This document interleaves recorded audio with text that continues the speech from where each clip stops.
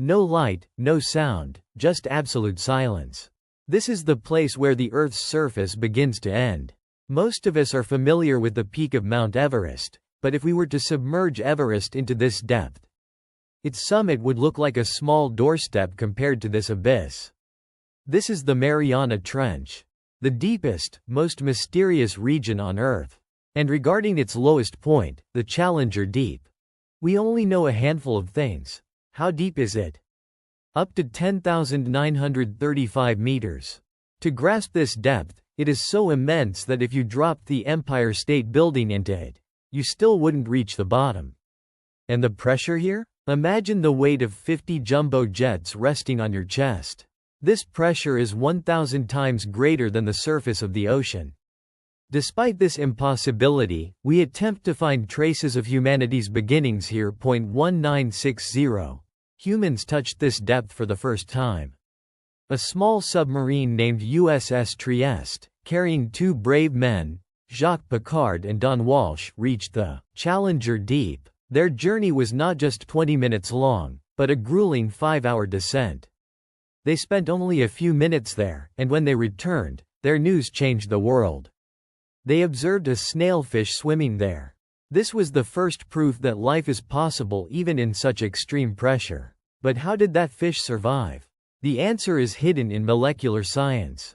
Crucial to its survival is TMAO, trimethylamine N-oxide. This chemical prevents the damage caused by pressure in the animal's tissues. The deeper the animal is, the more TMAO it contains. This is not just a story of survival. It is proof of evolution, that nature has prepared a solution for every challenge. As we descend deeper, the world changes.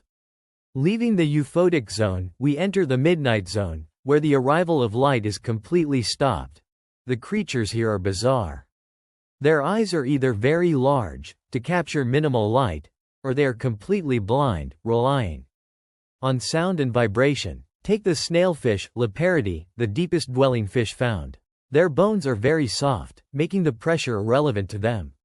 Then there is the Dumbo octopus, Grimpoteuthis, with fins on its head resembling Dumbo the elephant's ears. It slowly drifts rather than walks on the ocean floor. And the xenophyophores. These are single-celled organisms, yet their size can reach up to 10 centimeters. Their discovery changes our understanding of evolution. We know that sunlight is essential for life, that's what we are taught. But in the trench, sunlight doesn't reach. So what do the creatures here eat? The answer is chemosynthesis. These organisms use toxic chemicals, such as hydrogen sulfide, emerging from hydrothermal vents to create their own food. This is a life cycle that does not depend on the sun.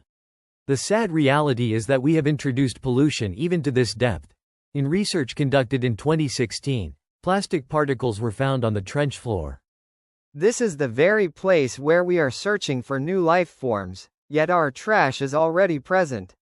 This is evidence that humanity's impact has reached every corner of the Earth. Even in that silence, there are sounds that have shaken scientists. In 1997, the NOAA, National Oceanic and Atmospheric Administration, recorded an ultra-low-frequency sound in the Pacific Ocean, which was named the bloop. This sound was so loud that it was heard over 5,000 kilometers away. It was far greater than any sound ever recorded by an animal. Rumors and myths linked this sound to some giant sea monster. But what was the reality? Science later provided evidence that this sound might have come from a gigantic icequake, meaning the sound of large icebergs breaking in Antarctica. However, oceanographers are still not entirely in agreement on this. The unexplained sounds emanating from the trench and its surroundings are proof that there is still much in our oceans that we have not been able to understand. Today, we send robots and autonomous underwater vehicles, AUVs, into the trench. We capture and research animals like supergiant amphipods. But what exists in the 95% area that we have not yet seen?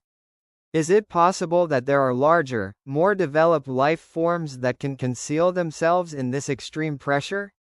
It may sound like science fiction, but the trench has no shortage of unexplained phenomena.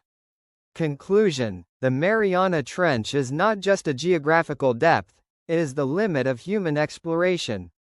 Until we explore every corner of this trench, we will not fully know our Earth. The wild evidence journey will continue until we turn secrets into proof.